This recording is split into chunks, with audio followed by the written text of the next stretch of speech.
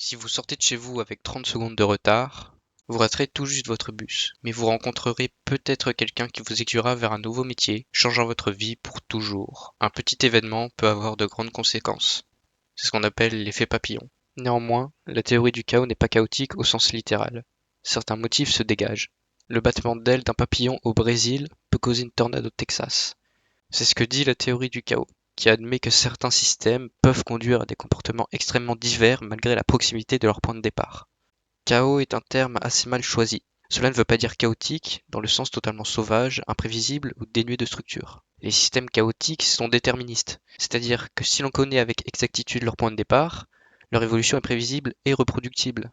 Des lois physiques simples décrivent la succession d'événements qui s'ensuivent et qui sont toujours les mêmes à chaque réalisation. Mais si l'on prend un événement final, il est impossible de remonter le cours des choses et de dire d'où il vient, plusieurs chemins menant à lui. Ceci dû au fait que les différences entre les conditions initiales conduisant à tel ou tel résultat peuvent se révéler extrêmement menues, voire indécelables.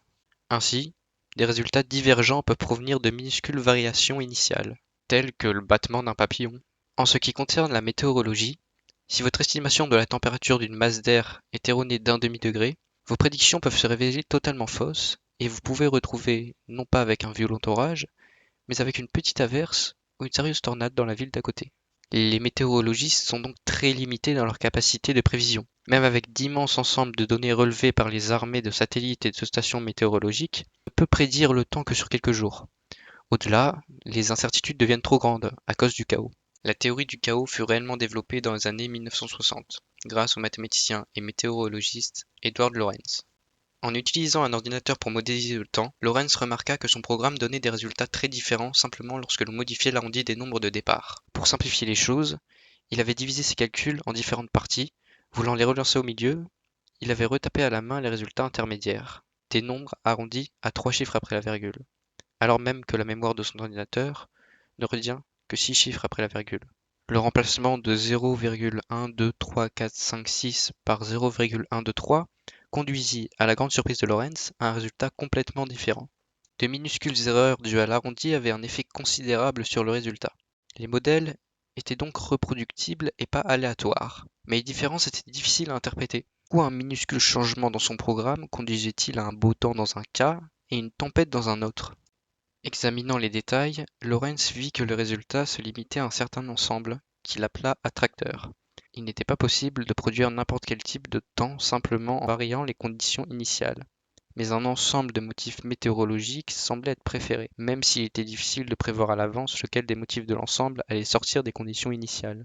Ceci est une caractéristique des systèmes chaotiques. Ils suivent des motifs globaux, mais un point final donné ne peut être ramené à un point initial particulier, à cause du chevauchement des chemins conduisant aux points finaux.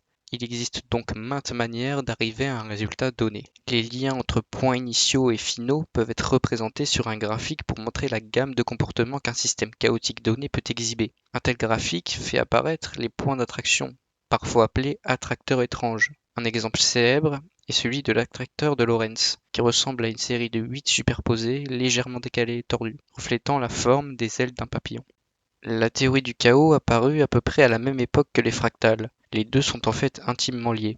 Les représentations graphiques des solutions chaotiques peuvent être fractales. Pour de nombreux systèmes, les attracteurs présentent une structure interne fine à toutes les échelles. Même si ce fut l'apparition des ordinateurs qui lança véritablement la théorie du chaos, des systèmes chaotiques plus simples avaient été identifiés bien avant. Par exemple, dès la fin du XIXe siècle, on savait que le chaos s'appliquait aux trajectoires des boules de billard et à la stabilité des orbites. Henri Poincaré a notamment effectué des travaux dessus. Les comportements chaotiques sont fréquents dans la nature. Ils apparaissent non seulement en météorologie et mécanique des fluides, mais également dans les problèmes à plusieurs corps, comme celui des orbites de planètes. Neptune, par exemple, compte plus d'une douzaine de lunes, qui ne suivent pas la même orbite année après année, mais en quelque sorte ricochent d'orbite instable en orbite instable. Certains chercheurs pensent que le bel agencement de notre système solaire pourrait en fait être le résultat d'un processus chaotique, en imaginant que nos planètes et d'autres aient fait partie d'un gigantesque billard de milliards d'années en arrière. Pas les planétaires stables que nous observons aujourd'hui pourraient être ce qu'il en reste, après disparition des corps instables.